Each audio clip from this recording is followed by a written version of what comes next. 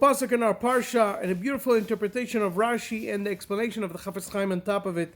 Pasuk says, Hashem tells Moshe, Aaron, and Miriam that spoke Lashon Hara about Moshe, Madua layaretem, why weren't you afraid?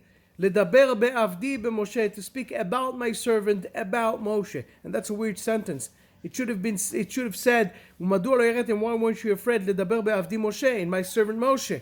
Why does it say Be'avdi beMoshe, in my servant, about my servant and about Moshe, like it's two people? And says Rashi that there are two aspects of Moshe Rabbeinu. One is the aspect of Avdi, that he's a servant in front of Hashem, and also there's the aspect of any Eved. You heard the fact that an Eved Hashem was, you spoke Lashon Hara about an Eved Hashem, but a servant of Hashem, any Eved Hashem, you should have been careful. And definitely about Moshe, which is a separate thing, the greatness of Moshe Rabbeinu you should not have spoken about. And there's a story in the Gemara that the Chafetz Chaim brings about Rabban Yochanan ben Zakkai, who was the great sage of that time, 2,000 years ago. And he had Rabbi Chanina ben Dosa, his student, who was known in his powerful prayers. And he called Rabbi Chanina ben Dosa, his student, to come and daven for his son. Rabban Yochanan ben Zakkai's son was very, very ill, and he called Rabbi Chanina to come and daven.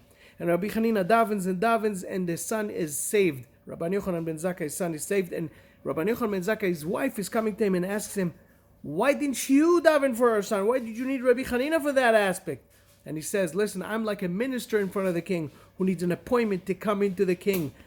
Rabbi Chanina, however, is like a servant in front of the king. He comes and goes as he pleases. Says the Chafetz Chaim, just like that is Avdi Moshe. Avdi is the servant. Moshe Rabbeinu comes and goes with Hashem as he pleases.